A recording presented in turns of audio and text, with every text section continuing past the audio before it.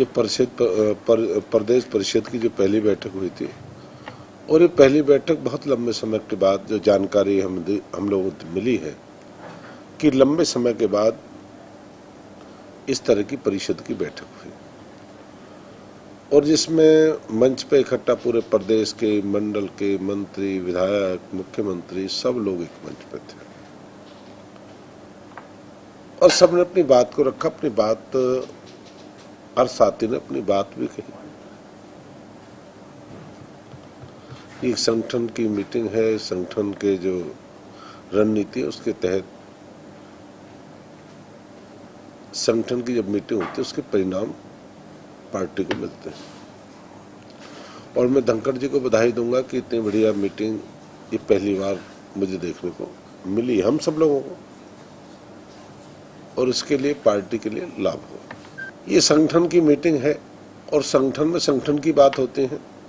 जो प्रदेश अध्यक्ष ने बिल्कुल ठीक कहा कि एमएलए हो, मंत्री हो, उसके अपने बूथ लेवल तक अपने जो बूथ पे जो कार्यकर्ता काम करता है उसकी जानकारी होनी चाहिए, उसका नाम, उसका पता होना चाहिए, भाई कौन सा साथी है।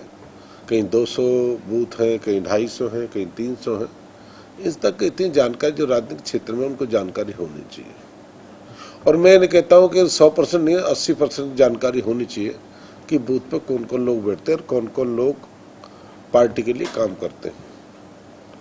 तो इस संगठन से जुड़ी है, धनखड़ जी ने बिल्कुल ठीक कहा, भाई जो ऊपर बैठे विधायक हो, मंत्री, उस संगठन से जो लोग जिन पे दायित्व है प्रदेश का, वो प्रदेश के संगठन के कहा, प्रदेश के जो संगठन काम कर रहा है वो ऊपर है, नीचे है, ये कोई बड़ी बात नहीं है। एमएलए, एमपी, कभी कोई एमएलए बनता है, कभी वर्कर बनता है, कभी कोई दायित्व है जिसको पार्टी देती है वही पार्टी नहीं। संगठन, सरकार संगठन दोनों मिलकर काम करते हैं। सरकार के जो काम किए हैं संगठन का प्रचार प्रसार करेगा। जो लोग जो 7 साल में जो काम हुए, ऐतिहासिक काम हुए और ऐतिहासिक फैसले हुए जो कभी नहीं हुए। 7 साल के राज में कहा था 7 बड़े काम कौन से बता, हर वर्ग का उदाहरण 7 काम तो नहीं को है, सैकड़ों काम है जो 7 साल में हुए हैं और सबको उसकी जानकारी है। पर 7 कामों की हर व्यक्ति को जानकारी होनी चाहिए। नहीं, राम का नाम तो बे घर पे वैसे भी लोग लेते हैं, सुबह उठते हैं, एक दूसरे को प्रणाम करते हैं, राम राम करते हैं। भगवान का नाम लेने में क्या परेशानी है? वो तो कोई जिसका जो हिंदू है वो अपने हिसाब से, ईसाई अपने हिसाब से। भाई राम तो सबका है, राम किसी का थोड़ी है। और राम तो करनी चाहिए, चाहे राजनीतिक क्षेत्र हो, सामाजिक हो, धार्मिक हो, उससे कोई परेशानी किसी को भी नहीं होनी चाहिए। ये तो अधिकार है अपना। 27 तारीख से एक बार फिर दोबारा घरों में भारतीय जनता पार्टी नहीं, राम भी करेगी। जाएंगे किसी के दरबार पे कुछ तो कहोगे, भाई दरवाजे पे जाएंगे राम शाम कुछ तो कहेंगे। भाई घर पे जाना आदमी को चाहिए, जो आदमी का है उसी लहजे से बात करना चाहिए। अब कोई सड़क पर मिलेगा, कोई घर मिलेगा, कोई फैक्ट्री मिलेगा, कोई उद्योग मिलेगा, कहीं तो मिलेगा। जो पार्टी का तो काम है, पार्टी के हर वर्कर, हर जहाँ भी घर हो, दुकान हो, व्यापार हो, हर मंजिल तक पहुँचाने का जो भी सरकार की रीति नीति है अपना पहुँचाने का काम करो। राम जो भी कहे, मैं उस समय जब राव इंद्रजीत थे मुझे जानकारी पता नहीं क्या कहा क्या नहीं, पर मैं एक बात कहूँगा कि अवैध निर्माण आज से नहीं, देश जब से आज़ाद हुआ है, जब से सृष्टि है, अवैध निर्माण रहा है। और फरीदाबाद, गुड़गामा जैसे में सारे भारत के लोग बसते हैं। जो अधिकारी अवैध निर्माण टूटते आ रहे हैं बहुत लंबे समय से, पर अधिकारी को कभी सजा नहीं मिलती। जैसे अवैध निर्माण टूटे, अधिकारी को भी सजा होनी ही चाहिए।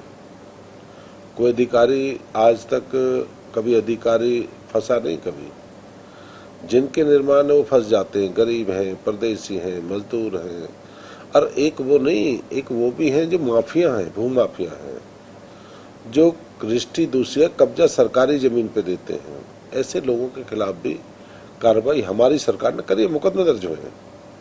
और ऐसे अधिकारियों की लिस्ट बन भी रही है जिनके अधिकारियों के समय लंबे समय पे पैमाने पे अवैध निर्माण सरकारी जमीन, निगम की जमीन या फॉरेस्ट की जमीन पर इस तरह कब्जे हैं। और ऐसे अधिकारियों को जब तक झटका नहीं मिलेगा, चाहे रिटायरमेंट है, चाहे प्रेजेंट है, चाहे कहीं ट्रांसफर है, चाहे कितने बड़े ओहदे पे, ऐसे लोगों के खिलाफ भी कार्रवाई होनी ही चाहिए। न सबके साथ है कार्रवाई, नहीं ऐसा नहीं, सरकार ने पिक एंड चूज तो नहीं करा।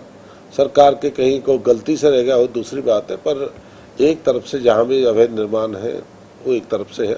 नहीं, मोटिवेट कार्यकर्ता के सम्मेलन में है, उन्होंने मोटिवेट किया कार्यकर्ता को, किया है ठीक, कार्यकर्ता मजबूत होना चाहिए अपने बूथ तक काम को। उन्होंने कहना है कि सरकार के जो कार्य हुए, प्रदेश की सरकार ने जो काम किए हैं उसको हर कार्यकर्ता तक पहुंचाना चाहिए, हर कार्यकर्ता बताना चाहिए भाई प्रदेश के और केंद्र की सरकार ने काम करा है। उनका कहने का ये भी कि इतनी बड़ी वैक्सीन हुई है, इतने बड़े हाईवेज बने हैं, इतने बड़े अपना शिक्षा के क्षेत्र में, हेल्थ के क्षेत्र में, ये कहा है जानकारी को लोगों तक पहुंचाएं।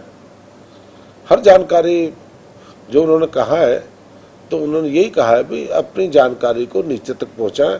जो मुख्यमंत्री ने इतनी बड़ी बड़ी योजनाएं करी हैं उनको लोगों तक पहुंचाओ। नहीं, कार्यकर्ता की कोई अनदेखी थोड़ी है प्रदेश में। कार्यकर्ता का जो सम्मान है मिला है, जो कार्यकर्ता सम्मान होना चाहिए वो मिल रहा है। और मनोहर के नेतृत्व में जितना सम्मान मैंने बहुत लंबे समय तक आज देखे, जो मुख्यमंत्री मनोहर लाल के नेतृत्व में जो सम्मान प्रदेश कार्यकर्ता को, मंत्री को, विधायक को जो सम्मान मिला है, बहुत मिला है और मिल भी रहा है। और छोटी मोटी कमियां रह भी जाती हैं, वो सब पूरी हो जाती हैं। अब बेनीवाल भारतीय जनता पार्टी के कैंडिडेट है नहीं, या तो बेनीवाल इस बात को बताएगा, कांग्रेस के मित्र बताएंगे भाई क्या कौन सा पैसा कमाया। इसलिए जिन बयानों को आप बता रहे हैं कि ये बयान उन्होंने दिया है, और इस बयान को पवन बेनीवाल जी बताएंगे, और इसलिए गोविंद कांडा चुनाव जीतेगा कि ये देश की संस्कृति के खिलाफ जो बयान है, ये देश की संस्कृति के खिलाफ है। आम आदमी कारोबार, व्यापार, शांति चाहता है, इस तरह की बात नहीं चाहता भारतीय जनता पार्टी का जो साथी है और कोई भी लोग। उन्होंने पैसे कैसे कमाए, कैसे नहीं कमाए, पवन देगा या कांग्रेस के प्रवक्ता बनेंगे, ये अभय सिंह ही बताएंगे सारी जानकारी। सूर जानकारी अभय सिंह भाई तो पूछना नहीं, नफा नुकसान की तो मुझे नहीं पता क्या होगा, पर अभय सिंह से जरूर बात करना, भाई से बात है, इसी जानकारी लो आप। नहीं, डीएपी की अभी सरसों की बिजाई अभी 5-7 दिन के बाद सरसों की बिजाई होगी। सरसों की बिजाई के बाद गेहूं की बिजाई अपने अप्रैल 2-3 अप्रैल से चालू हो जाती है, सॉरी जनवरी से नहीं, मैं क्या गया, नवंबर से, हाँ नवंबर से गेहूं की बिजाई चालू होती है और सरसों की उससे 10 दिन पहले बिजाई चालू होती है। डीएपी की जैसे जरूरत प्रदेश पड़ेगी, डीएपी की कोई कमी नहीं कि मुख्यमंत्री ने कहा है कि डीएपी के लिए हम प्रदेश में कोई भी किसान की खाद की कोई समस्या नहीं रहेगी।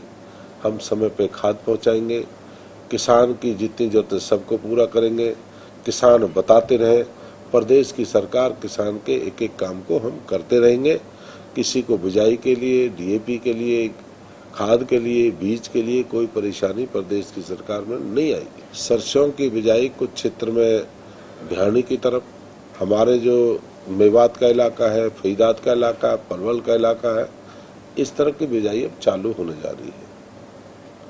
अभी उनकी धीरे धीरे हर क्षेत्र में बिजाई कहीं पहले हो जाती है कि 10 दिन पहले के 10 दिन बाद में, जहाँ भी डीएपी काम की कमी नहीं रहेगी जो मुख्यमंत्री ने कहा, तो डीएपी पूरा मिलेगा। नहीं, इस तरह से जो भी जमाखोर हैं, इस तरह के जो लोग डीएपी जमा करते हैं, खिलाफ सरकार काम करते, तो जो जमाखोरी करेगा उसके खिलाफ कार्रवाई होगी।